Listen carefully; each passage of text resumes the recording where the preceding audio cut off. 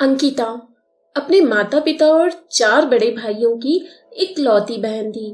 भाभीियों की भी लाडली थी। राजकुमारी की तरह रहती थी। घर में कुछ भी मांगने पर उसी वक्त सब कुछ मिल जाता था अंकिता को। स्कूल में भी उसका रौब था। बड़े घर की बेटी जो थी। ऐसे ही उसने कॉलेज में एडमिशन लिया। उसका ठाट बाट यहाँ भी कम नहीं था।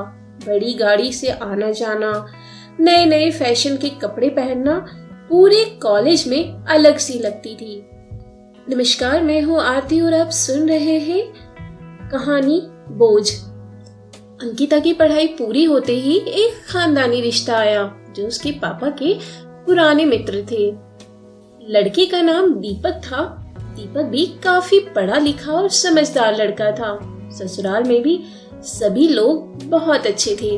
उसका बहुत ख्याल रखते थे। मायके की तरह ससुराल में भी अंकिता सबकी लाडली बन गई थी।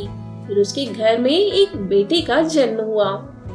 पोता होने के बाद ससुराल वाले अंकिता पर और भी ज्यादा प्यार लुटाते। अंकिता कभी कभी सोचती उसकी किस्मत कितनी अच्छी, सब लोग उसे कितना प्यार करते हैं।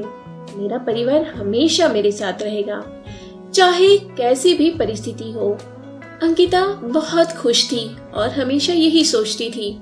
फिर एक दिन वह मायके जाने की जिद कर बैठी। दीपक को बहुत काम था, फिर भी वह उसे लेकर गया। कहते हैं कभी कभी हमारी नजरें हमें लग जाती है, और अंकिता के साथ भी ऐसा ही हुआ।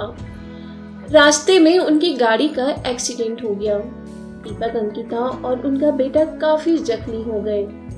दीपक और उसका बेटा तो ठीक हो गए, लेकिन अंकिता के सिर पर चोट लगने की वजह से उसकी आंखों की रोशनी चली गई। अब अंकिता की किस्मत जैसे उससे रूठ गई हो। मायके वाले भी कुछ दिनों तक उससे मिलने आते रहे, लेकिन फिर फोन पर ही पूछ लेते कि कैसी हो। धीरे धीरे वो भी बंद हो गया। ससुराल में भी जैसे किसी के पास भी उसके लिए समय नहीं था। अब वह बहुत ही लाचार हो गई थी। दीपक भी बात बात पर उस पर गुस्सा करने लगा। सारा काम अब उसे ही करना पड़ता था। बस उसका बेटा ही था जिसके साथ हंसती खेलती उसका दिन गुजर जाता। एक दिन अंकिता के हाथ से कुछ सामान गिर गया और उसके बेटे को चोट लग गई, जिसकी वजह से अब उसकी सास ससुर ने पोते को भी अंकिता से दूर कर लिया। अंकिता पूरी तरह से टूट चुकी थी। एक दिन उसने दीपक से कहा, मायके हो आऊं थोड़े दिनों के लिए। दीपक तुरंत ही अंकिता को मायके छोड़ आया, जैसे वह यही चाहता था। लेकिन उसके बेटे को किसी ने भी उसके साथ नहीं भेजा। अंकिता मायके आ गई। उसे लगा 3-4 दिन रहेगी तो हवा पानी बदल जाएगा, क्योंकि वह बहुत दिनों से कहीं बाहर नहीं निकली थी। सभी लोग बहुत खुश हुए। भाभीियों ने भी अंकिता के पसंद का खाना बनाया। उनके बच्चे भी बुआ से घुल मिल गए थे।